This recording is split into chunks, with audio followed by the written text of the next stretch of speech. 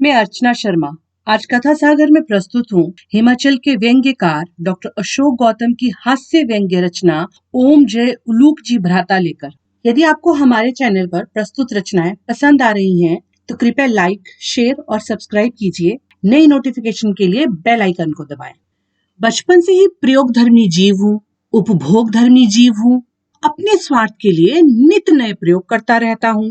प्रयोगों से जो मिलता है उसका निर्लिप्त भाव से उपभोग करता हूँ। मैंने असत्य के प्रयोग किए, सफल हुए और मैं माला माल हो गया।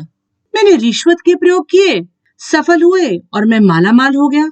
मैंने बदतमीजी के प्रयोग किए, सफल हुए और मैं माला माल हो गया। माला माल होने के लिए लीक पर नहीं, लीक तोड़ कर चलना पड़ता है। अब के एक बार फिर प्रयोग धर्मी जीव होने के चलते दिवाली को मैंने प्रयोग किया और मजे की बात वो सफल हो गया। मैंने किया क्या कि अब के लक्ष्मी के बदले उनके सेवक उलूक जी की पूजा कर डाली। यह देख शुरू में तो मेरे घर के सारे परेशान हो उठे। उन्हें लगा अब मैं उलूक भी हो रहा हूँ। वैसे महान से महान आदमी के उलूक जी होने में देर नहीं लगती। उलूक जी को आदमी बनते सदियां लग जाती हैं। उसके बाद भी क्या गारंटी कि वे आदमी बन ही जाए। दिवाली की रात बीवी थी कि आंखें मूंदे हाथ में आरती का कागज पकड़े माँ लक्ष्मी की आरती गा रही थी पूरी तन्मयता से, और बीच बीच में मुझे भी ऊंचे स्वर में अपने सुर के साथ सुर मिलाने का दबका दे रही थी। घर का हेडलेस हेड होने के नाते बीवी ने इस गवैया रूप को, जो उस वक्त सूरदास देख लेते तो भजन गाना सदा को बंद कर देते, बीवी के इस गवैया रूप को जो मीरा देख लेती तो भजन गाना सदा को बंद कर देती। बीवी तब अपनी मानसिक गरीबी रो रो कर माँ लक्ष्मी को सुना रही थी।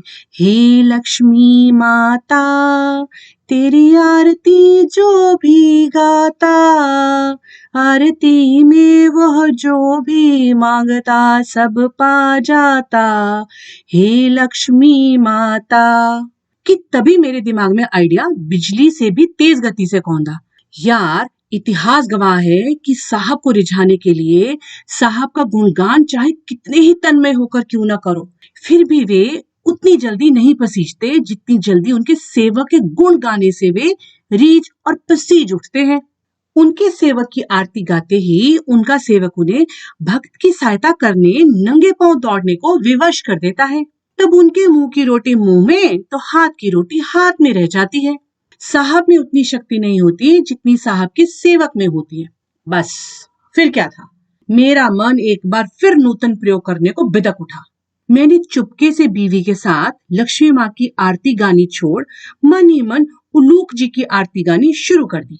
ओम जय उल्लू भ्राता, हरि ओम जय उल्लू भ्राता, दिवाली की रात जो लक्ष्मी को छोड़ तुमको ध्याता, वो बिन मांगे नंबर 1 हो जाता।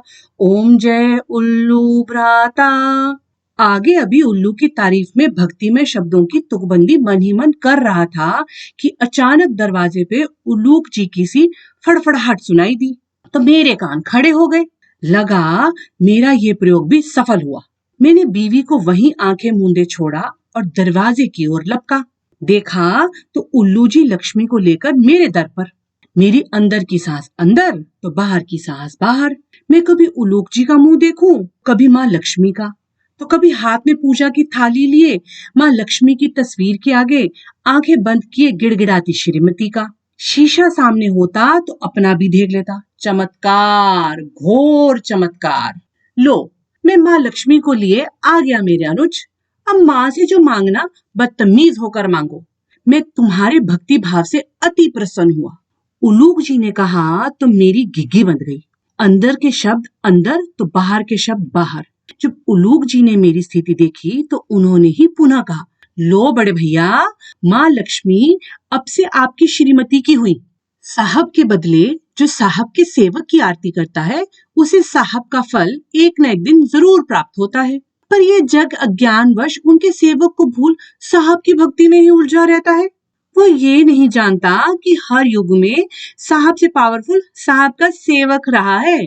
फिर भी पता नहीं क्यों साहब के उचित अनुचित लाभार्थी साहब साहब ही रटते रहते हैं। तो मित्रों, इसी के साथ ये रचना यहीं समाप्त हुई। मिलते हैं जल्दी नई रचना के साथ। धन्यवाद।